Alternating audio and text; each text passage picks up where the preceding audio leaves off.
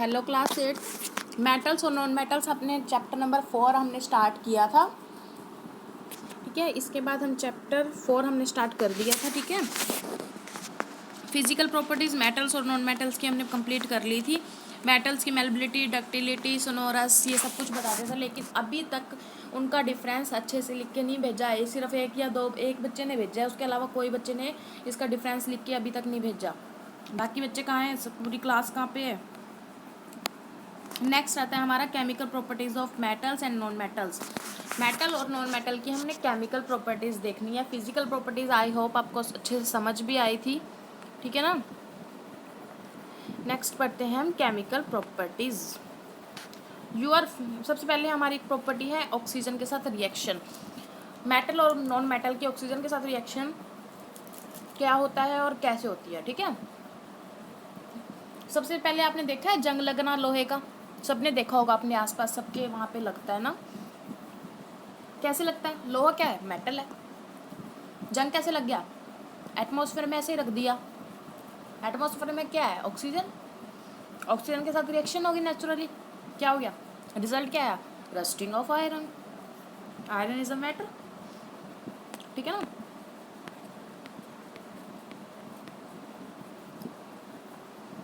पता चल गया ना आपको, रस्ट मिलती है, रस्ट इज फॉर्मड।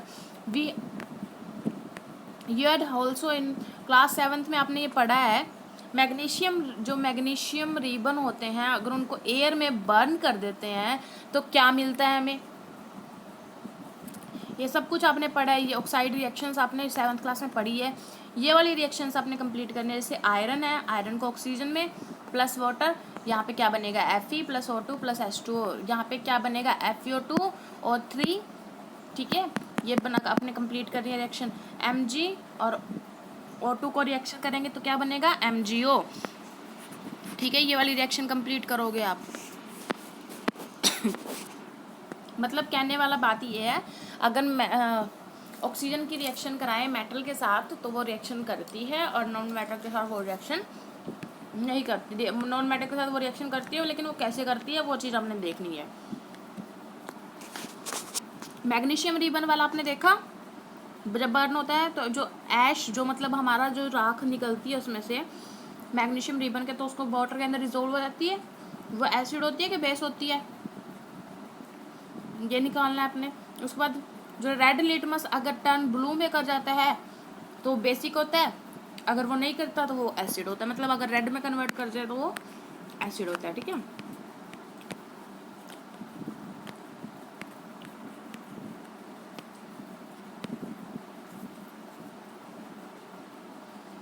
मतलब क्या है, जब मेटल ऑक्सीजन के साथ रिएक्ट करती है कोई भी मेटल, तो हमें मिलता है बेस।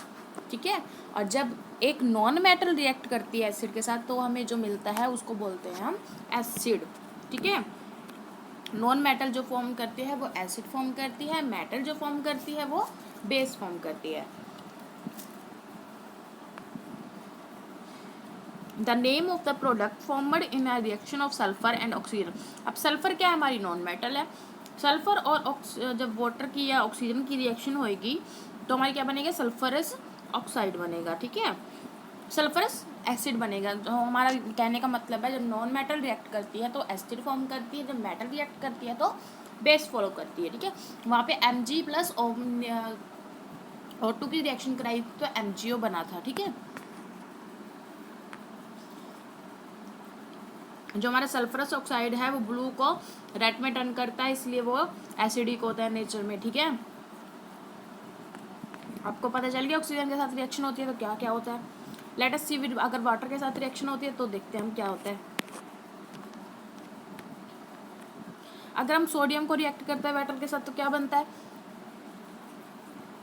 स्लोली, बिल्कुल आराम आराम से रिएक्ट करता है। ठीक है, जो नॉन मेटल वो आयरन है वाटर के साथ बहुत स्लोली रिएक्ट करता है, तो कुछ मेटल जो है नहीं भी रिएक्ट करते, लेकिन नॉन मेटल जो है वो वाटर के साथ रिएक्ट नहीं करते। थ्रो दे में भी रिएक्टिव इन नेचर, क्योंकि वो नेचर के अंदर रिएक्टिव होते हैं। नॉन मेटल को हम स्टोर कर सकते हैं इन वाटर के अंदर। ठीक है, फॉर एग्जाम्पल फॉस्फोरस है हमारा, वो बहुत रिएक्टिव नॉन मेटल होती है। अगर उसको बाहर रख दें तो वो आग पकड़ लेता है, लेकिन अगर हम उसमें पानी के अंदर डाल दे तो वो कुछ नहीं कहता, इसलिए उसको पानी के अंदर स्टोर करके रखते हैं हम, ठीक है।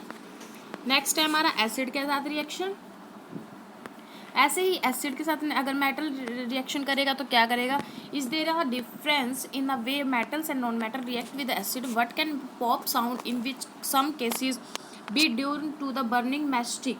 मैस्टिक को लेते हैं जब हम, कुछ होता है ना पॉप वाला साउंड होता है, तो नॉन मेटल्स जो होते हैं वो एसिड के साथ रिएक्ट नहीं करते, लेकिन मेटल जो है वो एसिड के साथ रिएक्ट करते हैं। जो पॉप वाला साउंड निकलता है ना, वो होता है हाइड्रोजन गैस। जब हाइड्रोजन गैस बाहर निकलती है तो वो उसका साउंड होता है पॉप वाला, ठीक है। अब रिएक्शन है हमारी रिएक्शन विद बेस।